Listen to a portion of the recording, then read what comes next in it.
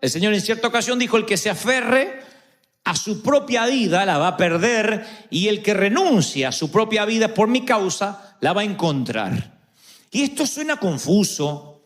Si lo lees la primera vez o si alguien te lo predica, dices: ¿qué significa que tengo que perder para encontrar la vida? Nos parece casi una falacia, algo que no tiene mucho sentido. El Señor dice una y otra vez: tú te aferras a lo propio, a los sueños, a tu propia visión, y lo más probable es que no lo alcances. Tú lo dejas, renuncias a eso, y a lo mejor esas bendiciones lo más probable es que te alcancen. De hecho, la Biblia menciona más de una ocasión que las bendiciones alcanzarán al justo. O sea que eso me da la pauta, la metáfora de que el justo está caminando y la bendición viene por detrás y le pisa los talones. No es que uno va tras las bendiciones desesperados, sino que las bendiciones siguen al justo. Que tú tendrías que ocuparte de los demás y Dios se ocupará de tu viña. Tú te ocupas de la viña ajena y Dios se ocupará de los tuyos. Eso es lo que las Escrituras nos dicen una y otra vez. Claro, cuando yo lo predico así, uno puede decir rápidamente amén, pero después hay un abismo entre el amén y llevarlo a la práctica, porque por naturaleza somos egoístas. Un famoso médico, el psicólogo Bernard Rimland, obtuvo su doctorado hace muchos años en una importante universidad y se iba a dedicar a la carrera para la cual había estudiado, y 3 años después, en 1956, le nace un niño, tienen un hijo con su esposa llamado Mark, con autismo. En 1956 el autismo era no una enfermedad, una anomalía, un síndrome raro. Si bien dicen que el autismo existió toda la vida, esta era la primera vez que a un científico o a un médico se le daba la particularidad de tener un hijo que padeciera este síndrome. El autismo, en palabras prácticas, es alguien que vive ensimismado en su mundo. Dicen que con una vida interior tan intensa, el autismo no es poco inteligente, sino que tiene una vida tan profunda interiormente, tan intrínseca, que no puede conectarse con el mundo exterior. Entonces la imagen que nos viene a la mente de un autista es un niño o un adulto en un rincón de la sala haciendo movimientos repetitivos y sin poder decir si tiene hambre, si quiere ir al baño, mucho menos expresar sentimientos. Los autistas, por lo general, cuando están en un nivel muy avanzado, no pueden mantener relaciones afectivas. Este médico tiene un hijo y se da cuenta inmediatamente que el bebé no responde a los estímulos normales de otros bebés. Entonces tiene que parar su carrera, ponerla en stand-by o su profesión y empezar a estudiar esta anomalía.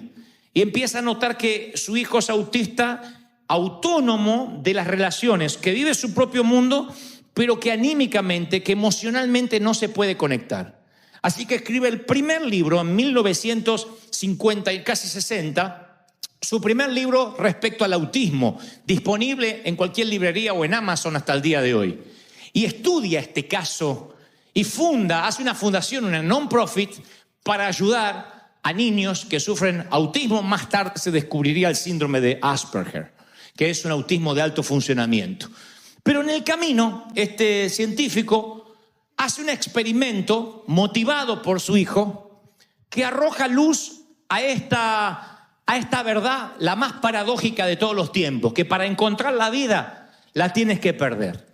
Él le pide en la universidad donde enseñaba a 215, 216 alumnos que escriban en un cuaderno, en un folder, los nombres de 10 personas muy conocidas por ellos. Necesariamente no tenían que ser sangre, podían ser parientes o amigos. 10 personas que conocieran bien. Luego les piden en el segundo paso que de esas 10 personas pusieran quién les parecían que eran personas felices, nice, con buena onda todo el tiempo. Y quién andaba con cara de bautizado en limón, amargado. Porque uno pone las 10, si yo hiciera el experimento hoy y te dijera, piensa en 10 personas que conozcas, tú dijeras fulano, mengano, después diría de esos 10, ¿quiénes crees que viven felices? ¿Y quiénes crees que no? Así que hacían un tilde verde los que creían que eran felices y un tilde rojo los que creían que estaban amargados. Y el tercer paso de este doctor fue, ahora de esas personas coloquen allí quienes ustedes piensen que son generosos, dadivosos, y quienes piensan que son egoístas. Inmediatamente el resultado asombroso es que todas las personas que sin saber, sin pensar si eran egoístas o dadivosos, habían puesto que eran amargados, esos eran los egoístas, personas amargadas. Y los que se veían felices o que en uno reconoce inmediatamente, este es un tipo feliz, esta es una mujer feliz, de pronto lo conectaban con que era generosa y decía, quizá esa sea la razón.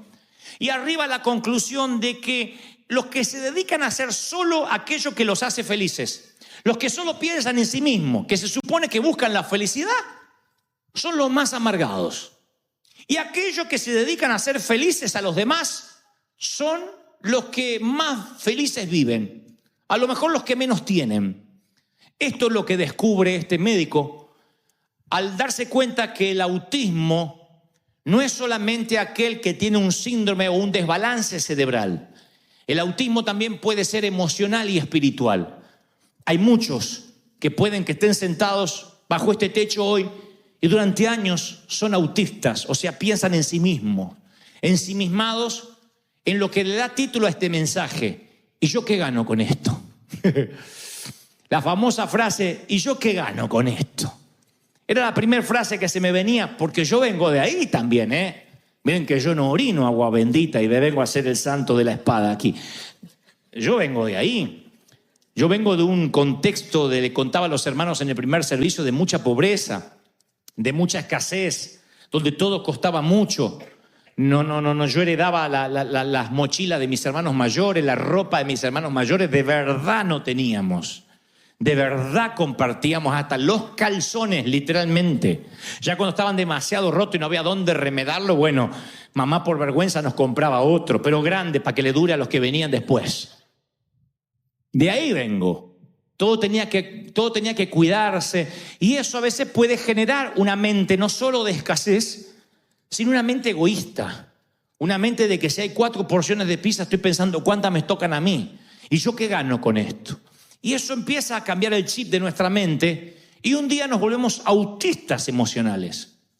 Un día nos volvemos en alguien que solo está buscando el yoísmo, el egoísmo. Quiero que Dios me bendiga, quiero que Dios me dé, quiero que Dios me prospere, vengo para comprarme la casa, vengo para que mis hijos estén bien, venimos a recibir. Cuando hay que dar, nos cuesta. Nos sembramos y la palabra dice que al final de la vida estamos cada vez más tristes, más amargados. Estamos apesadumbrados porque buscar la propia felicidad es como la zanahoria que le ponen al caballo para que corra. En realidad el caballo nunca alcanza la zanahoria. Y este descubrimiento del médico que tenía el hijo autista no le hizo falta a Jesús para saber cómo actuar. Jesús no necesitó un respaldo científico para decir, el que se aferre a su propia vida la va a perder y el que renuncia a su propia vida por mi causa la va a encontrar. Hagamos un pequeño paréntesis y no se me distraigan ahora. Si tienes más o menos mi edad o un poco menos, es probable que nunca te olvides qué estabas haciendo el 9/11, el 11 de septiembre del año 2001. Todo el mundo sabe qué pasó ese día. Todo el mundo sabe qué pasó el 9/11, ¿no es cierto? Hayas que vivieras acá o hayas estado en El Salvador, en Colombia, en México, todo el mundo debe recordar qué estaba haciendo esa mañana cuando las noticias lo impactaron por la radio, cuando salió por la televisión. Yo me acuerdo dónde estaba, qué estaba haciendo, hasta qué desayuné.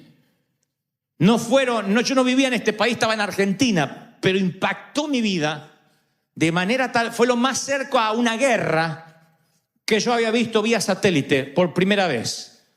Así que recuerdo cómo estaba, qué estaba haciendo y con quiénes estábamos en la sala.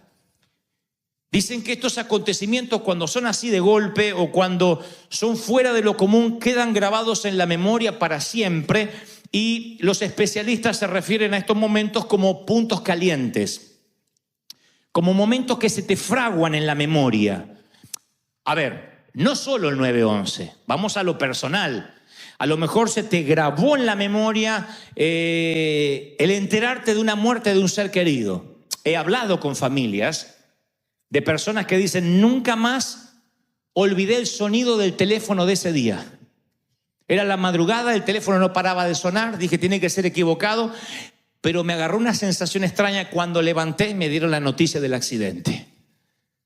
Y se le grabó a fuego el sonido del teléfono más que otros acontecimientos. A lo mejor es un acontecimiento lindo que se te graba a fuego.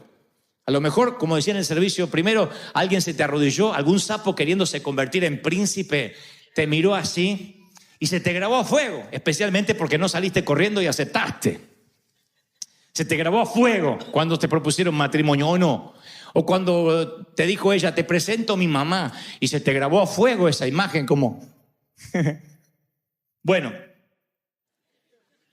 el cerebro libera una sustancia química llamada glutamato. No se lo olviden porque es importante. Entonces dicen, ¿qué suma esto? Bueno, ahora van a ver. El glutamato es una sustancia que ayuda a que el proceso mental no lo deje pasar. Como si fuera una computadora que dice, ojo, que esto es importante, no lo olvides, agéndalo.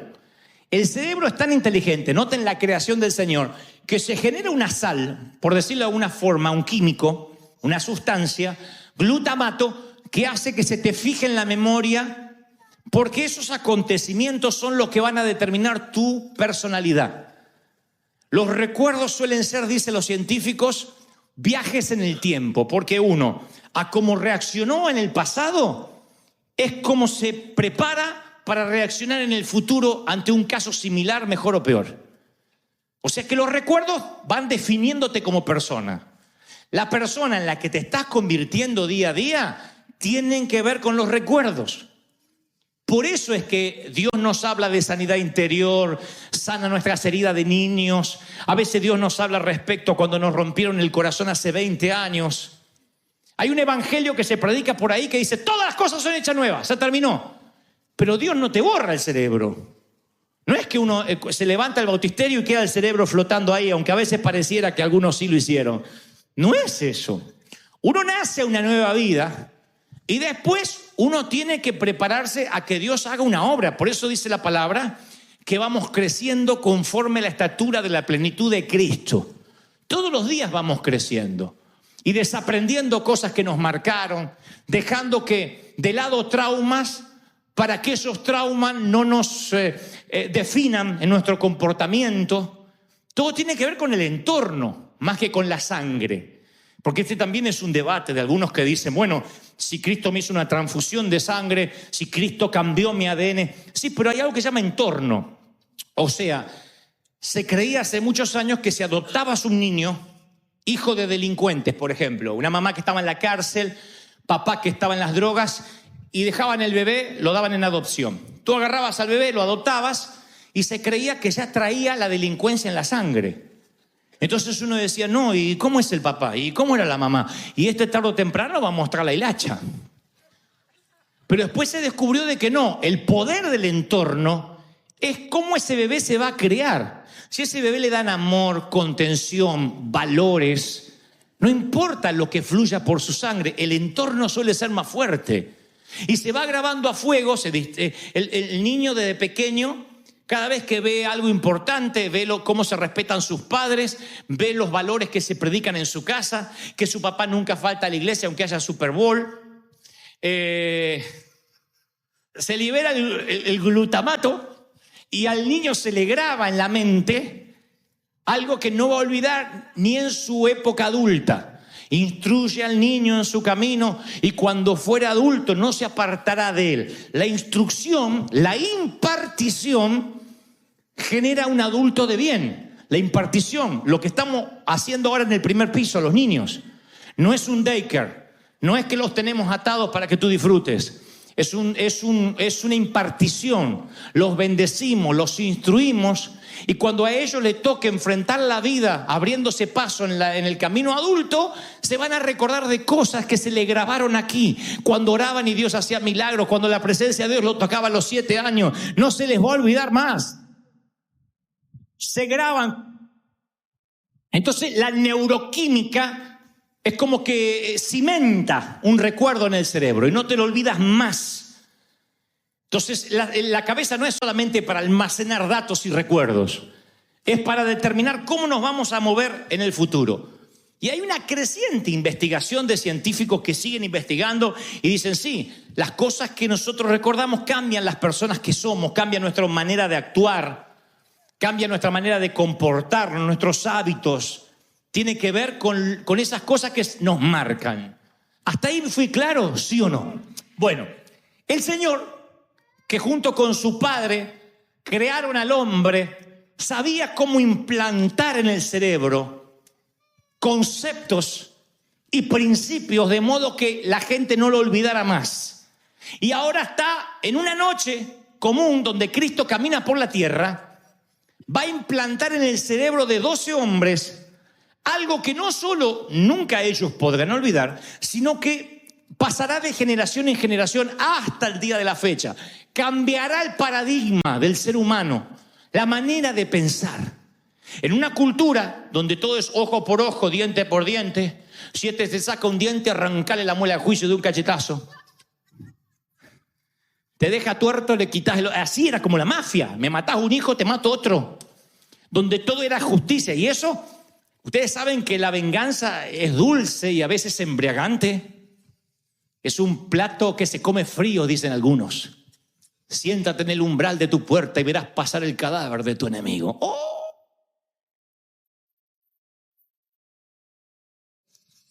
Bueno, esa sed de justicia que todos tenemos era muy acentuada en Medio Oriente porque estaba condonada, o sea, dicha por Moisés. Y el Señor, en una última cena, los reúne, para los que no lo saben, en un primer piso, según los historiadores, muy cerca del estanque de Siloé, una última cena en Jerusalén. A los muchachos va a ser algo que literalmente se va a quedar grabado en sus memorias para siempre. No tanto en lo que el Señor dirá, sino en lo que va a ocurrir en esa cena. La mesa que los reúne es lo más lejos de la pintura que ustedes han visto de la última cena de Da Vinci, porque las mesas eran de unos 45 centímetros y tenían que los comensales estar en derredor de la mesa, como se estila también ahora en Oriente, en algunos sitios, sentados sobre cojines. Los occidentales no hacemos mucho eso. Creo que nos agarra así un dolor, no nos bajan los ravioles y estamos así. Por eso están acostumbrados a sentarse de lado, lo han visto en las películas así, comían los césares. Las mesas son chiquitas y en derredor de esa mesa tienen que sentarse los muchachos. Usan sandalias, estuvieron todos los días con el pie al aire, así que el que menos huele a pata te manda al hospital nada más del olor. Y ahí hay una palangana, conocen la historia, hay una toalla. En la escala humana, en el ecosistema humano, en la escala alimenticia social de aquel entonces, el esclavo era el último de la lista y era el que se ocupaba de estos menesteres, de lavar los pies. Así que Jesús esa noche le dirá, entre otras cosas, que cada vez que coman el pan, que beban el vino, lo hagan en memoria de Él. El Señor estaba muy interesado en que la memoria de ellos se les implantara un chip con una nueva manera de pensar. Y lo que más les impacta a estos tipos es que Jesús se pone a lavar los pies uno por uno, uno por uno. Ahora, yo cuento esto y la mayoría está sintiendo con su cabeza, pensando, bueno, yo sabía esa historia, sí, es una muestra de humildad. Pero la brecha cultural que nos separa de Medio Oriente nos hace perder el sentido de lo que allí ocurrió. Lo que fue terapia de shock, fue algo choqueante para ellos. El Señor le estaba diciendo a esos tipos que no importaba la posición social, ni el qué gano yo con esto. Porque ellos fueron a la mesa sintiéndose en los tapones del océano. La última Coca-Cola del desierto, el último taco de Tijuana. Ellos se sentían la última arepa ¿de dónde? De Venezuela, de Colombia. Al final están en discusión de dónde son. El último asado de Argentina. Ellos se sentían como que el Señor ese día iba a repartir los puestos. Los tipos estaban queriendo acaparar poder. Si uno lee el contexto de la historia, va a descubrir que discutían qué posición le tocaba a cada uno. De hecho, aparece hasta una madre de los discípulos. Los discípulos eran tipos grandes, no eran niños. Uno se veía de discípulos, somos ovejitas muy alegres. No, eran tipos con pelo en las patas. tipo barbudos. Y una mamá va a hablar con el Señor. Cara dura, la hermana. Cara dura. Le dice, Señor, vengo a hablarte en nombre de mis hijos. Yo digo, está bien, la mujer puede ser una igualada, puede ser una grosera, desubicada. Hay de todo en la viña, menos uvas. Eso es así. Pero los hijos no se morían de vergüenza delante de Pedro, delante de Juan. Ahí vino mamá.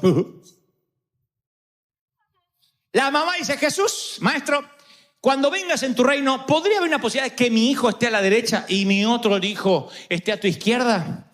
Quisiera un lugar privilegiado para ellos, porque son hijos especiales, como toda madre, son hijos muy especiales.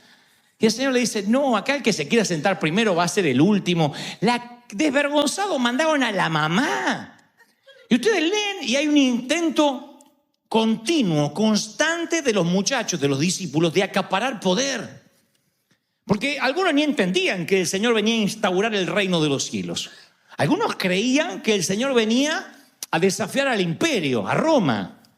Y que lo que hablaba de libertad era una suerte de Che Guevara, de revolución bolivariana.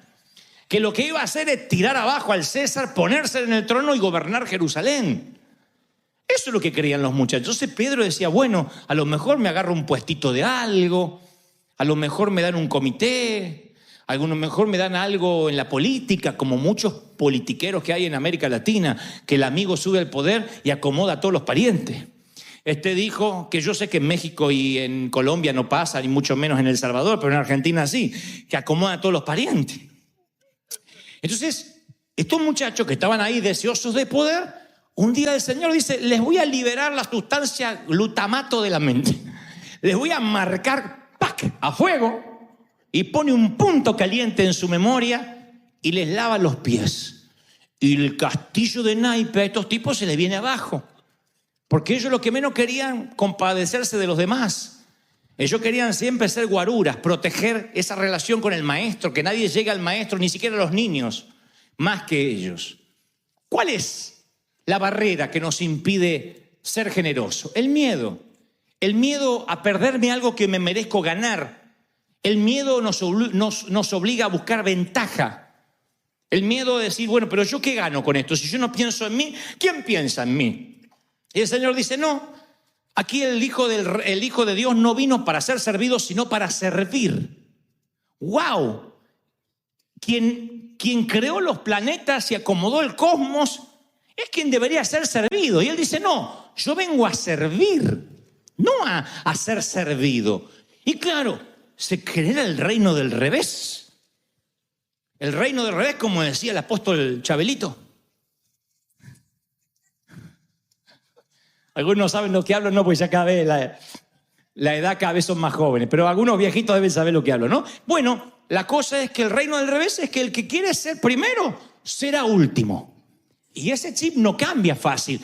Hay unos investigadores que en una zona rural de Colombia, hace muchos años, tratando de probar esto, si el egoísmo es parte de nuestra naturaleza, le pidieron a un grupo de gente, le dijeron que tenían que buscar leña para soportar un invierno muy crudo de 3 meses, pero que quisieran los cálculos para que no les faltara leña, pero que tampoco juntaran leña de más, porque si juntaban leña de más, por las dudas, la deforestación iba a ocasionar que el agua no fuera tan potable. Entonces al juntar leña de más, perjudicaba el agua potable, entonces estaba haciendo que otros no tuvieran una mejor calidad de vida. Confiando en el buen corazón de la gente, le dijeron vayan y recojan leña. Un grupo selecto que eran pruebas científicas sin saberlo. Así que muy poquitos iban y juntaban lo necesario. La mayoría llenaba sus trocas de leña, sus galpones de leña. Y algunos de las esposas o el esposo le decía, pero nos dijeron que no juntemos de más. Ah, ¿qué me importa el agua potable? Yo no me voy a morir de frío. Había un montón de gente que tenía la mentalidad, ¿qué gano yo con esto? ¿Qué me importa el agua potable? Yo de frío no me voy a morir. ¿Cuál era el miedo otra vez? No quedarse sin nada de aquello que necesitaban. Eso está en nosotros. Pero me incluyo. Yo no vengo a decir, yo soy el perfecto, que no soy egoísta. Muchas veces yo tiendo a pensar en mí mismo. en una carretera, si hay lugar para pasar, uno paso rápido, diciendo, bueno, y los demás que esperen. Eso está en uno, en nuestra naturaleza, buscar nuestra propia satisfacción.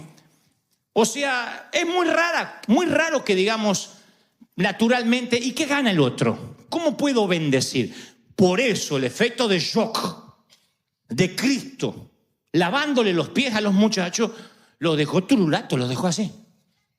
No lo podían creer. No podían ni tragar el pan porque se veían los pies limpios. Un par de esos pies estarían en el patio de Caifás en un ratito entregándole. La mayoría de esos pies iban a estar otra vez llenos de polvo, escapando lo más lejos de la cruz. ¿Saben la culpa que tenían? Y el Señor se los había lavado.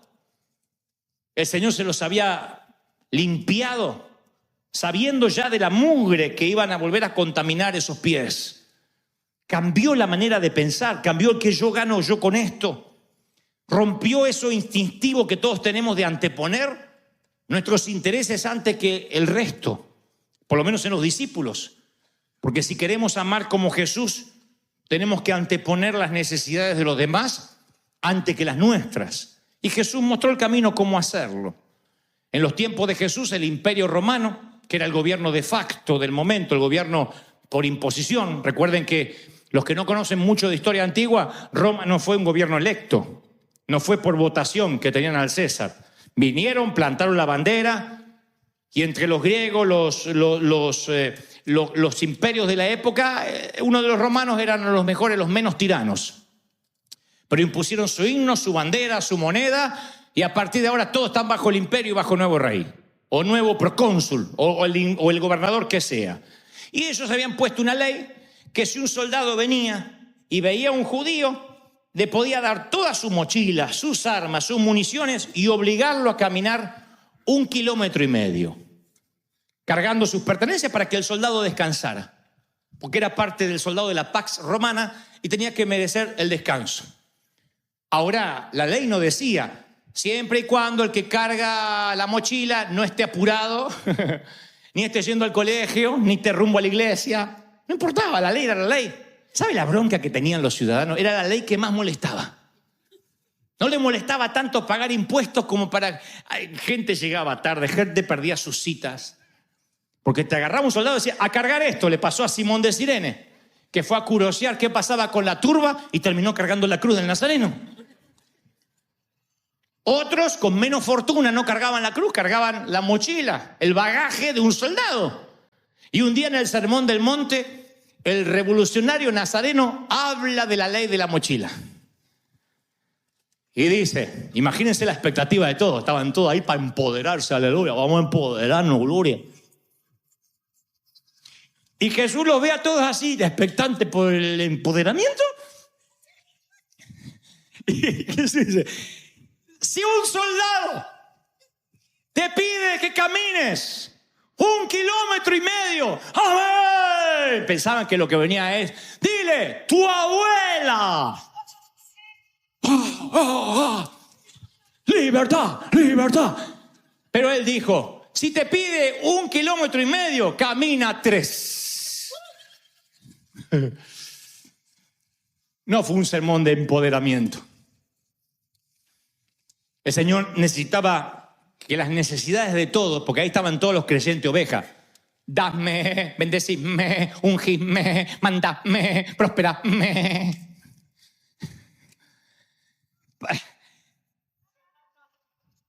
Para que esa mente cambiara, garantizado, tenían que empezar a dar más de lo que se le pedía. Ninguno dijo amén. Es injusto. Si tu jefe te paga mal, y tú estás, ve cómo me empodera, ve cómo me empodera. Si tu jefe te paga poco, trabaja del doble por lo mismo. Tú dices, no, este ya está hablando pavada.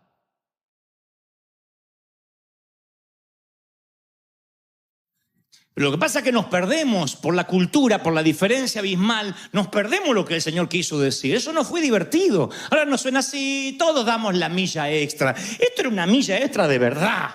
Era caminar cargando una mochila 3 kilómetros. ¿Sabes lo que son 3 kilómetros? cuando tienes cosas que hacer, porque el Señor te pide ahora que hagas doble. ¿No es eso ver al Señor como un pusilánime?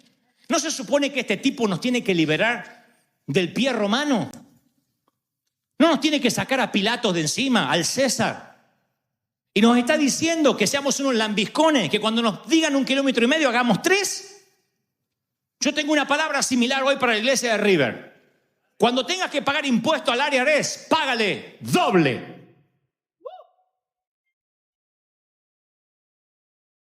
¿Ven que nadie dice amén? Lo que quiere es que diga que no hay que pagar, porque somos ciudadanos del reino, y que al César no hay que darle nada. No, él iba por el doble. Y eso choquea otra vez. Por eso llevaron a Cristo a la cruz.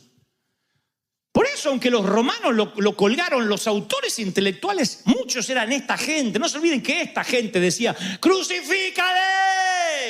No cambió el público, ¿eh? Si ustedes vieron alguna película, no es que acá estaban los buenos comiendo la multiplicación de la comida.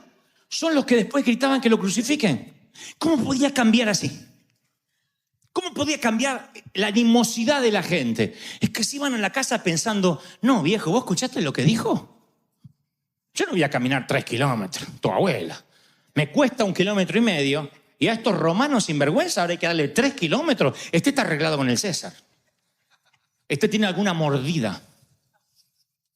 Porque a mí no me va a hacer caminar 3 kilómetros. ¿Y viste lo que dijo después? Que si alguien te hiere una mejilla, le des la otra. No, me gusta más el diente por diente de Moisés. Empezó a cambiar y tirarle abajo todo el castillo que ellos habían construido de naipes. Se lo sopló. Y el egoísmo empieza a revolcarse. Y el Señor va más allá y dice, ama a tu prójimo como a ti mismo.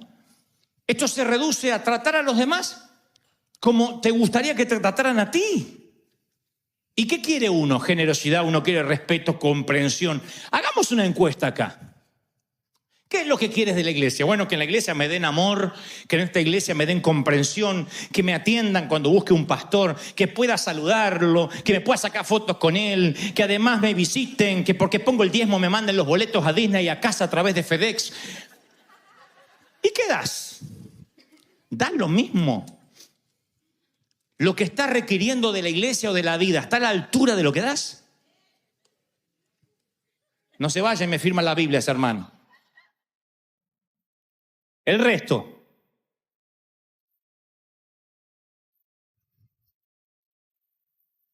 ¿Está a la altura de lo que das? Porque nosotros reclamamos cosas al Señor. Leí un meme por ahí que hay en internet que dice, si yo le hubiese hablado a mi padre, como a veces algunos le hablan a Dios, ya me habría partido la boca. Reclamo, exijo, tomo, pacto, lo tomo, lo agarro, es mío, ahora es mío. Y unas cosas que nuestro padre hubiese dicho, ¿qué querés que te parto la boca?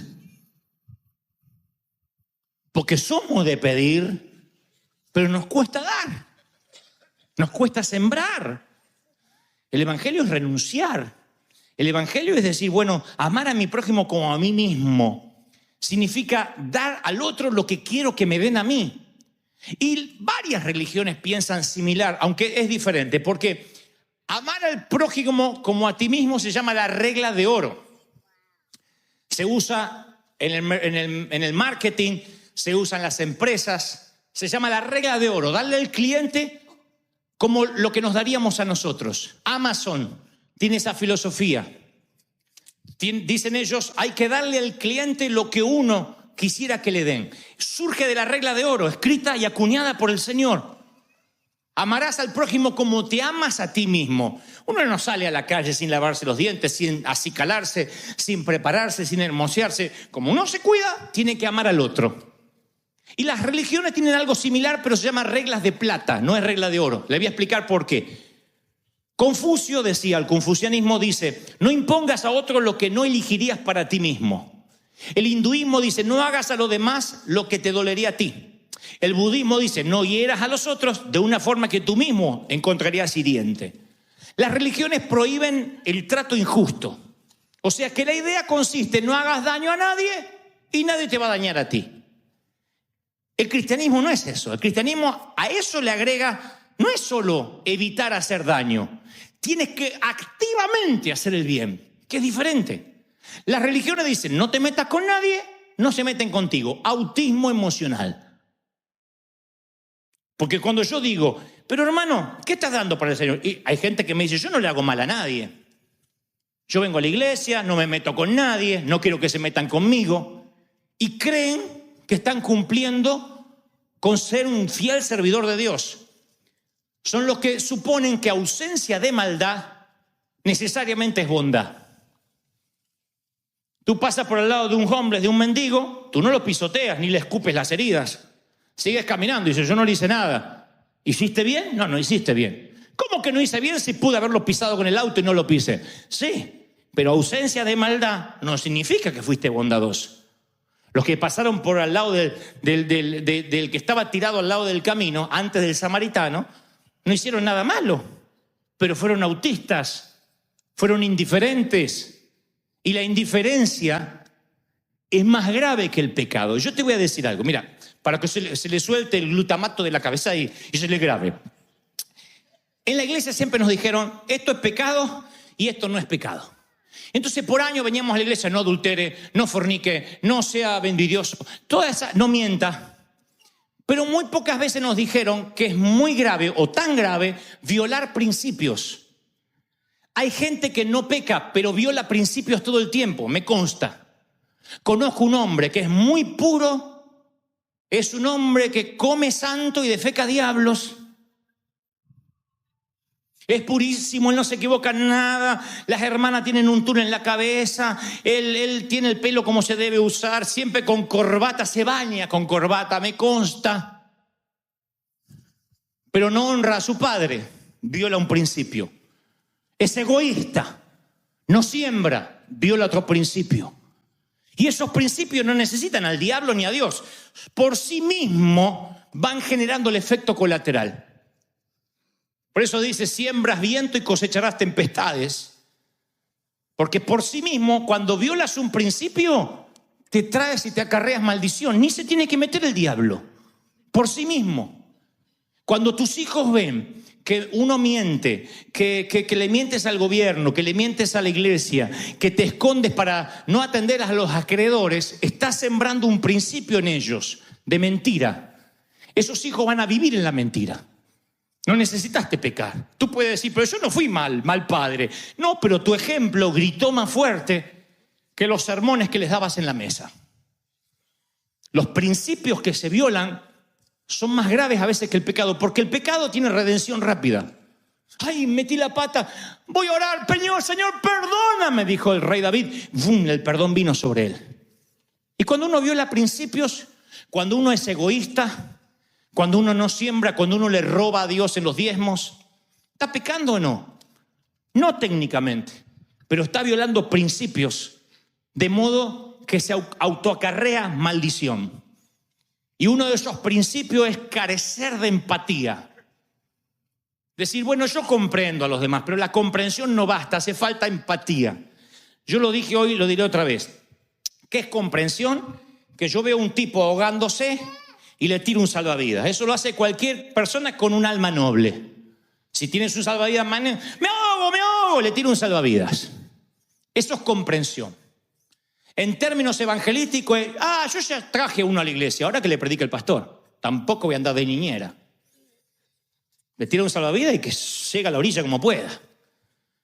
¿Qué es la empatía? Hay un tipo ahogándose y me tiro al agua con él, al agua fría, nado con él y lo llevo hasta la orilla. Y me aseguro de que si trago agua la escupa, de abrigarlo, de disipularlo. Esa es la empatía. Me pongo en su pellejo. Es ponerse en el zapato del otro. Y mi querido, te cambia. Cuando tú te pones en el zapato del otro, ya nunca más vuelves a ser como antes. Yo te lo aseguro. Ves todo de una perspectiva diferente. Es fácil decirle, ¿viste? Aquel matrimonio, el hijo, le salió gay. Pero si te pones en el zapato del muchacho o de los padres y dices, ¿y si me pasara a mí y a mi hijo? ¿Cómo lidio con esta situación? Te cambia la perspectiva, ya no condenas. Por eso cuando ustedes vean predicadores o iglesias que condenan, lo que les está faltando es empatía. Dice que comprenden a los pecadores, como aquel que ya no peca más. lo cual es una mentira. Todo el mundo seguimos pecando. Yo comprendo a los que están en pecado. No, tú no los comprendes, tú eres tan pecador como el resto. Entonces lo que necesitas es empatía. Cuando tú ves a alguien que se divorcia, lo primero que decimos en una mesa familiar, y se veía que no estaban bien. ¿Qué? ¿Me van a decir que esos matrimonios que andan todos acaramelados y enroscando así como caracoles, les va bien? Vamos, che. No, es que se veía que no se daban cariño. ¿Saben cuántos se dan cariño en público y se matan en privado? Dime de qué presumes y te diré que escaseas. Entonces, de repente, cuando uno se entera que un matrimonio se divorció, en vez de ponerse en la piel de esa gente que a lo mejor venía sufriendo, que a lo mejor no se amaban, que a lo mejor era un infierno la casa y los hijos lo estaban viendo, ¿qué hacemos? Los condenamos, divorciados. Porque yo tengo un matrimonio para toda la vida. Y nos ponemos en un pedestal ridículo hasta que nos pasa. Y yo siempre digo que no tengas que tener una temporada en la cama de un hospital para entender a otros que sufren. Que no te toque despedir a un ser querido en tu propio cementerio para entender a otros que sufren la muerte de alguien que se va. Que no condenemos a aquel que diga, viste, se le murió en un accidente fulano, debieron estar fuera de la voluntad de Dios. Es que cuando uno hace las cosas mal, pasan esas cosas. Yo era de esas iglesias. Si te pasaba algo malo, el diablo te había agarrado porque te había sido de la protección de Dios. Nada más antibíblico que eso. Porque entonces, ¿qué hacemos con los discípulos que fueron aserrados, decapitados, colgados, torturados? El mismo Pablo muriendo en una cárcel. ¿O creen que murió en un jacuzzi como Scarface? ¿Qué hacemos con esta gente que dio la vida por el Señor, que renunció a su propia vida para ganar la vida eterna? No significa que necesariamente seremos mártires, pero necesita que entendamos el Señor, que si no empatizamos, nunca vamos a entender la gracia.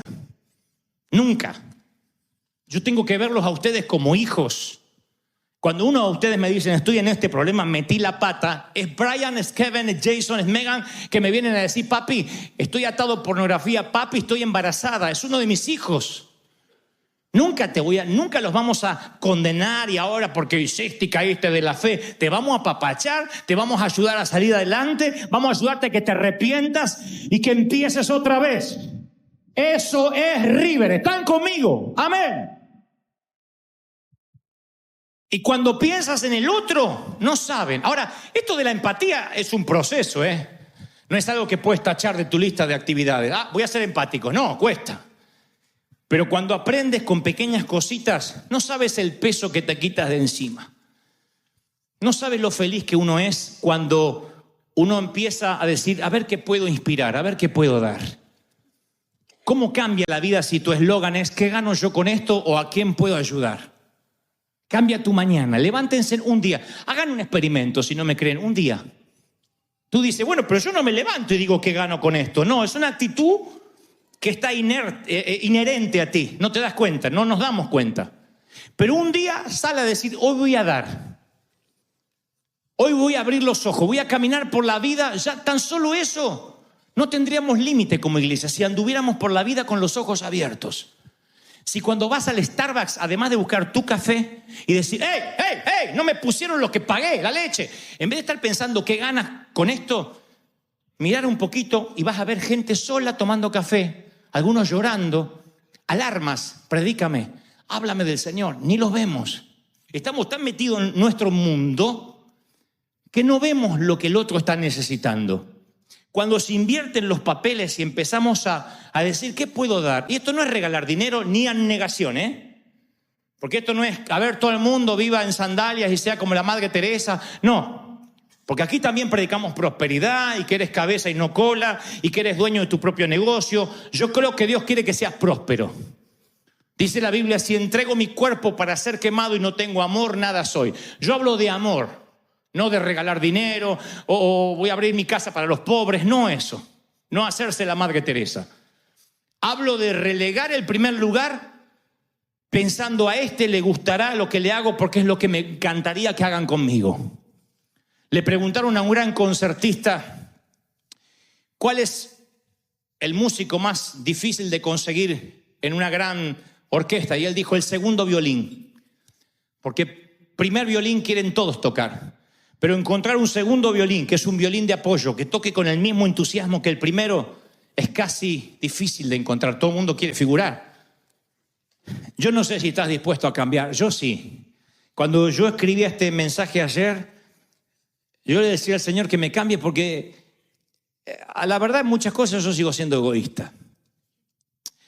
Les conté de dónde yo vengo. ¿Cómo no voy a ser egoísta en ciertas?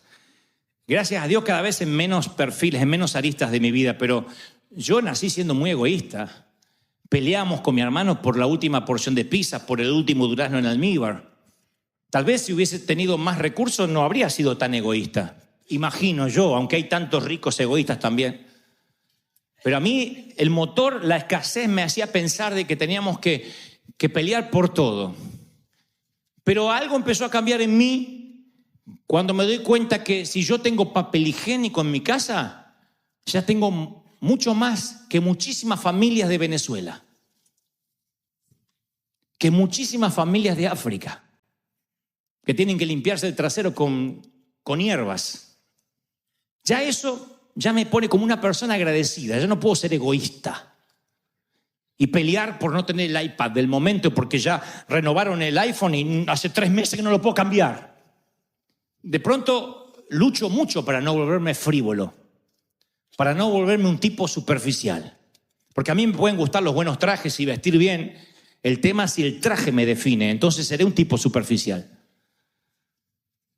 Si la ropa me define, que cuando no tengo ropa ya me siento medio inseguro. Ahí es el problema, ahí es cuando nos volvemos superficiales, adictos a que algo nos ayude en la personalidad. No, nuestra identidad tiene que estar basada en Cristo. Y si nuestra identidad está basada en Cristo, estamos pensando cómo dar, cómo bendecir, cómo ayudar. Por lo menos no me quiero hacer el santo, pero esa es mi mente desde hace años. Y no ahora, de siempre. Empezamos a sembrar, a dar, a renunciar. Por años no tener una casa propia y sembramos en cruzadas y en eventos. Pero yo sabía que estaba construyendo una mansión en los cielos. Yo sabía que estaba ganándome el beneplácito de mi Dios, que Él me abría puertas. Y no crean que Dios me ha usado hasta la fecha porque lleno o aplico mejor que otros. Porque una vez en Uruguay, hace muchos años en Montevideo, yo fui a predicar a una reunión de hombres de negocios y cuando termino de predicar, estoy hablando de hace 18 años atrás más o menos, me dicen que vino en un avión privado un bishop, un obispo de Brasil, con una palabra para mí. Así que yo dije, a lo mejor no solo trae palabras, sino dinero, o sea que tiene avión. Y me dice, rentó el penthouse del hotel y ahí te espera. Vino especialmente. Eso fue la honra más grande que jamás yo he tenido hasta la fecha. Un tipo que se subiera a su avión privado, por muy millonario que sea, para darme una palabra y subirse al avión de vuelta y volverse. Y llegó a Montevideo porque sabía que ahí me ubicaba, en los tiempos donde no había redes sociales. ¿Cuál iba a ser el mensaje que me iba a dar? Uno que iba a echar por tierra mi egoísmo para siempre. Me dolió. Me dijo, muchos hijos míos, servos, dejaron de oír mi voz porque les bendije financieramente. Y dejaron de orar y de tener fe porque les di dinero. Tú nunca tendrás dinero propio. No me olvido más. Se me soltó el glutamato así, pa. Se me marcó. Nunca tendrás dinero propio. Si lo necesario, nada te faltará. Pero nunca acumularás en tu cuenta personal nada. Solo para el mes. Así será hasta que yo te venga a buscar. Así que esperanza no tengo. Pero tú serás alguien que le doy cuenta corriente en los cielos. Escribe el cheque que quieras para mi reino y yo lo respaldo.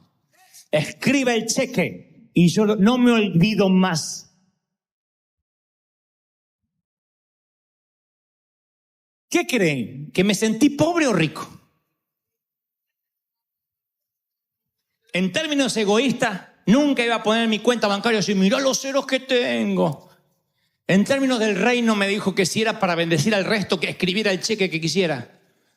Cuando Dani tenía que escribir el cheque para Disneyland, me dice, no tenemos ese dinero. Y entonces yo voy a mi memoria y me remonto a Uruguay. Y allí Dios me marcó y me dijo, escríbelo. Y yo le digo, a ver, ¿me estoy comprando una casa yo o es para predicar en Disney? ¿Esto es para comprarme un auto yo o es para predicar a los inconversos? Es para lo segundo, para predicar a los inconversos. Escribe, Dani, que el respaldo va a estar. Y damos el cheque y el respaldo aparece. Hasta ahora ni un solo día ha fallado el Señor. Miren cómo Dios bendice y bendice a lo grande.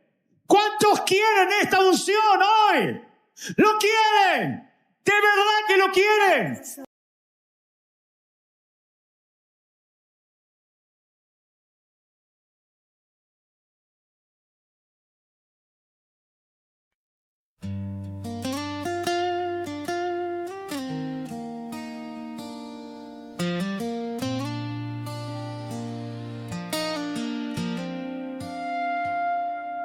Everything I used to live for faded slowly out of sight.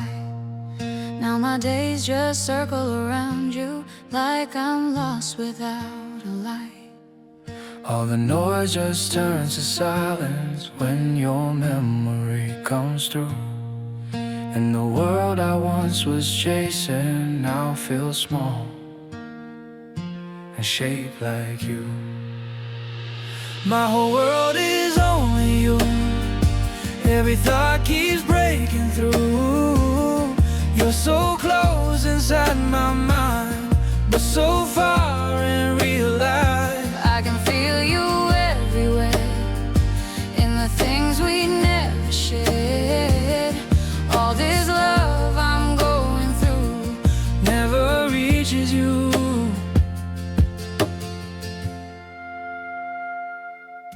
Every image feels so real now, like you're standing next to me. But the truth is in the silence, you were never meant to see. My whole world is only you. Every thought keeps breaking through. You're so close inside my mind, but so far in real life. I can feel you everywhere, in the things we never shared. All this love I'm going through never reaches you. If you felt it for a moment, would it change the way you stay? Or would I still be the shadow that just fades away?